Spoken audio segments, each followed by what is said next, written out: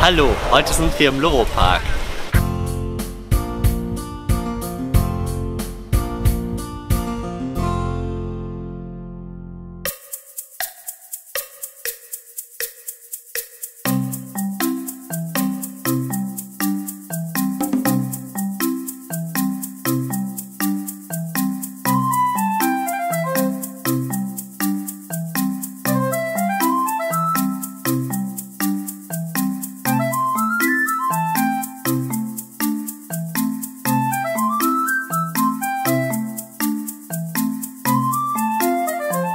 So here we are at the Australian cockatoo display or habitat, and as you'll see there's quite an array of different fruits and different foliages in here. You'll see with the white-tailed cockatoo up here on the stump of one of the gum trees, our eucalypt. We've got eucalypt logs all on the bottom here, and you might see down here that we've got eucalypt or murray nuts or gum seeds, which are the green ones here.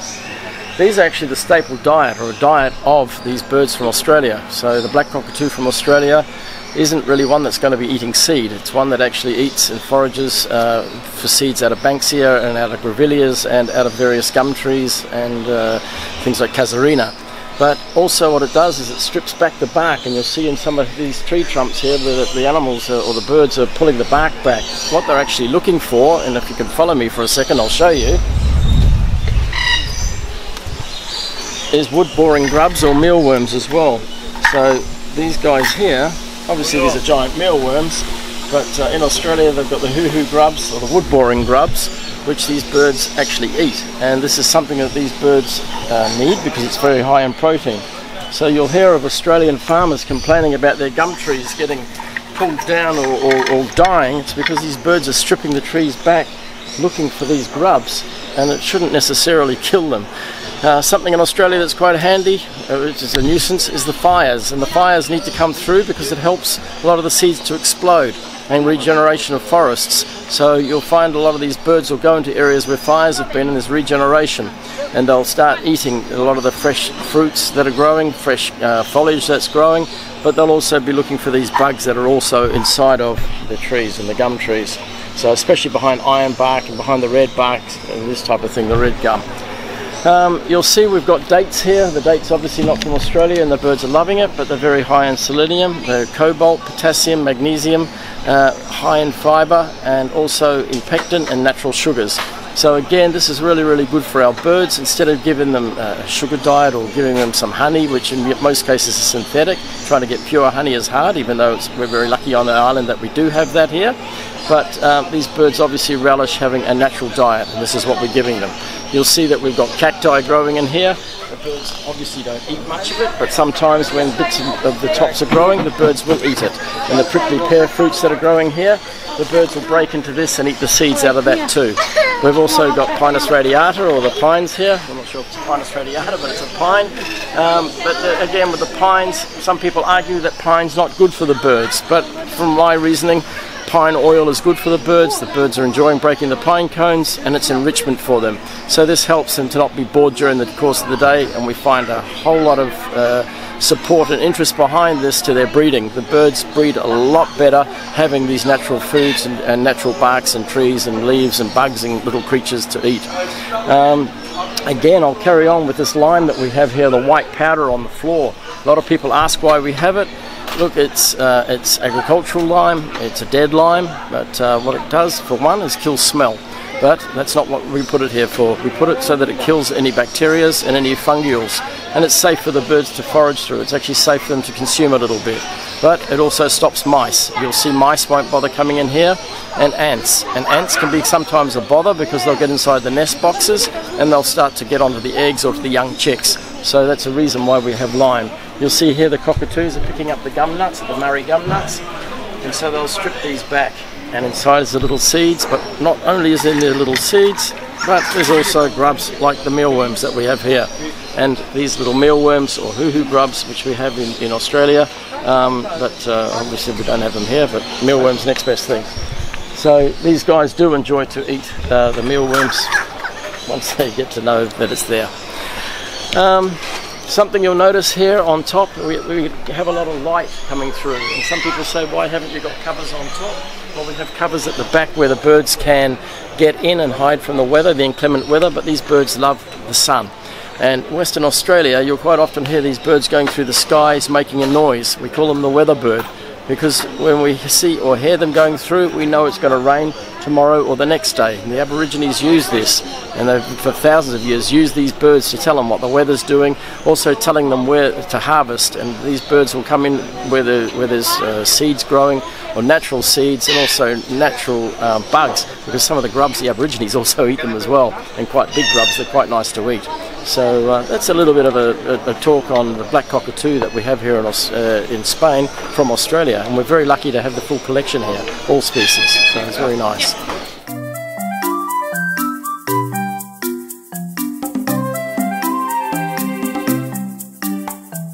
As you'll see walking around the park, you'll see quite a lot of varieties of chili growing around, and chili for us is antibacterial and also antifungal, but also very, very good antiparasitic naturally. But on the other point, the birds love it, and it's very, very high in zincs, again, magnesium, potassium, vitamin C mainly. But the one good thing for this, the birds love it, and it's very interesting for the people to watch the birds eating these. Maybe they might take a second to come.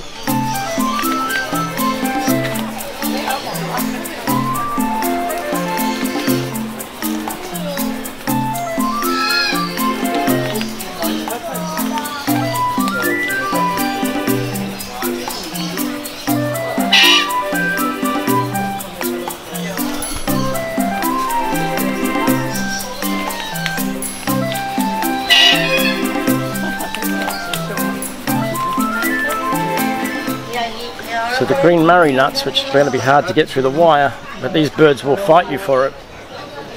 This is their main diet, and they love these murray nuts, and they'll chew them down. You'll see the power in the bird's beak with them stripping this nut down. We're very lucky to have them growing here on the island, and this is something, especially for the gangangs and the black cockatoos, I find such a major success in breeding when we have these nuts on offer.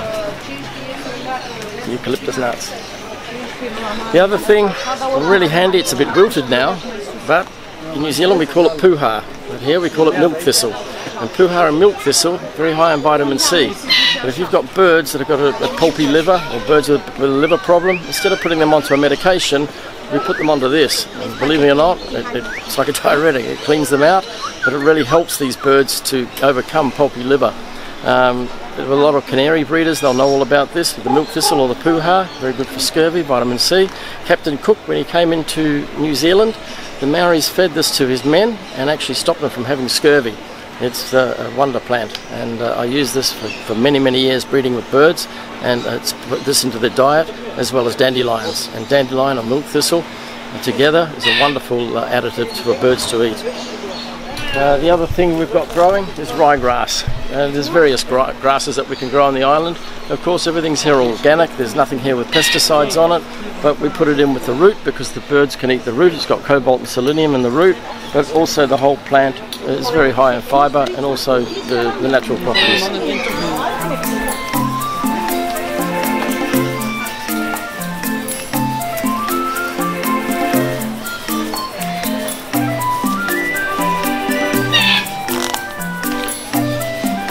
Here's your milk thistle. Birds absolutely love the milk thistle. It really helps them a lot. Birds that have got sour crop or any birds that have got some crop problems, I'll give them onto the milk thistle, and I find these problems dissipate very fast. So prevention, you don't need to use medication as much as what you would normally do, because you're giving these birds natural diets. And you can see right away they're taking the gum nuts, and they're taking the ryegrass, and they're taking the milk thistle, they're taking the dates. You know, they're really enjoying themselves here.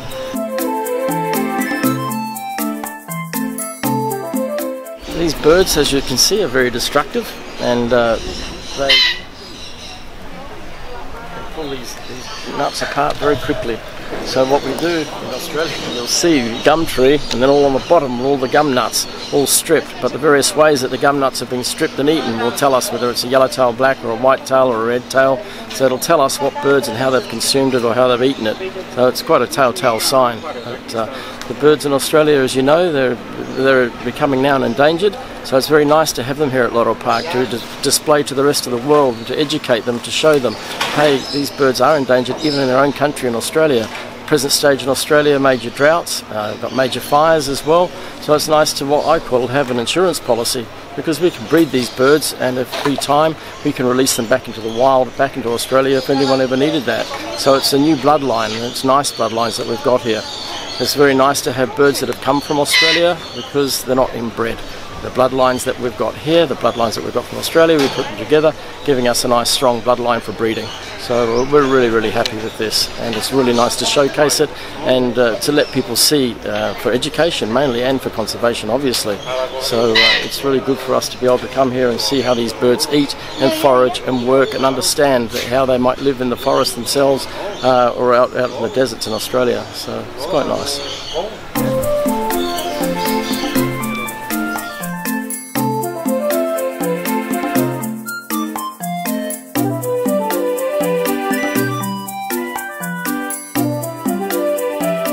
Schreibt jetzt eure Fragen in die Kommentare, vergesst nicht dem Video einen Daumen hoch zu geben. Und damit ihr kein neues Video mehr verpasst, abonniert einfach kostenlos den Kanal.